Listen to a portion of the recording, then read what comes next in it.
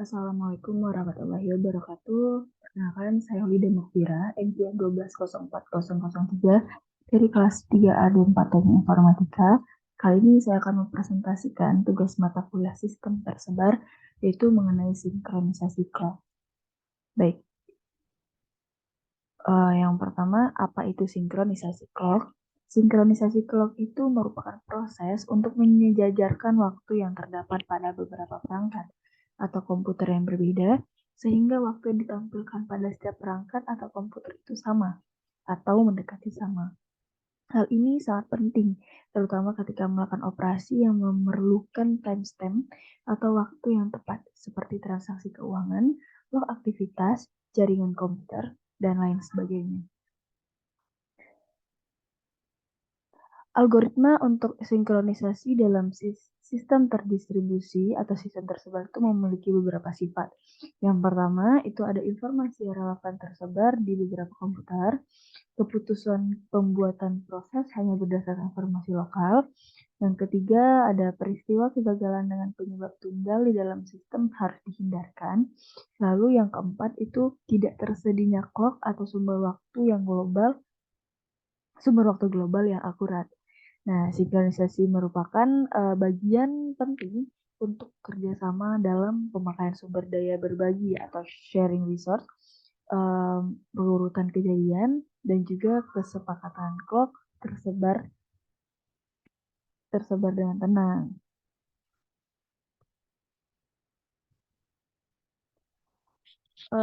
Berikut ini ada contoh tidak adanya kesepakatan clock global. Nah, gambar ini menggambarkan bahwa bila waktu pada output O, nih, pada output O adalah 2144. Kemudian source code-nya dimodifikasi di komputer lain sehingga clock-nya itu lebih lambat. Pada lama-lama sehingga waktu source code-nya itu ada 2143. Nah, karena source code itu memiliki waktu yang lebih lama daripada file objeknya, maka tidak akan melakukan rekompilasi. Berikutnya itu ada algoritma sinkronisasi clock. Di sini saya menjelaskan ada dua. Yang pertama itu ada algoritma Christian dan juga algoritma Berkeley.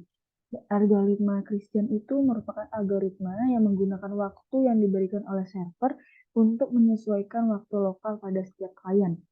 Nah, lalu yang kedua itu ada algoritma Berkeley. Itu merupakan algoritma yang menggunakan rata-rata waktu dari semua klien dalam jaringan untuk menentukan waktu yang tepat. Baik, berikutnya itu ada contoh penerapan sinkronisasi clock itu. Di sini saya mengambil contoh penerapan pada NASA. Jadi NASA itu menggunakan sinkronisasi clock itu yang presisi tinggi dalam berbagai aplikasi yang melibatkan penjadwalan dan koordinasi perangkat antariksa dan pesawat ruang angkasa.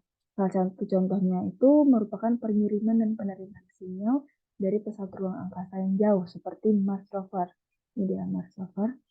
Nah, dalam hal ini NASA menggunakan sistem sinkronisasi clock yang disebut dengan Deep Space Atomic Clock atau DSAC yang merupakan jam atom presisi tinggi yang dapat diatur dengan sinyal GPS.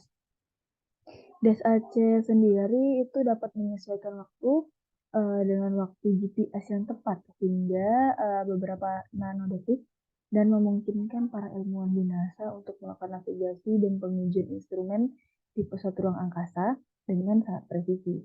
Selain itu, NASA juga menggunakan sinkronisasi clock dalam pengiriman data dari pesawat ruang angkasa ke bumi. Nah, waktu yang tepat sangat penting dalam memastikan bahwa data dari pesawat ruang angkasa dikirim dengan benar dan sesuai dengan waktu pengukuran yang tepat. Nah, NASA juga menggunakan protokol sinkronisasi waktu seperti NTP atau Network Time Protocol untuk memastikan waktu yang tepat pada semua sistem yang terlibat dalam pengiriman data. Baik, mungkin sekian yang dapat saya sampaikan. Lebih kurang mohon maaf. Wassalamualaikum warahmatullahi wabarakatuh.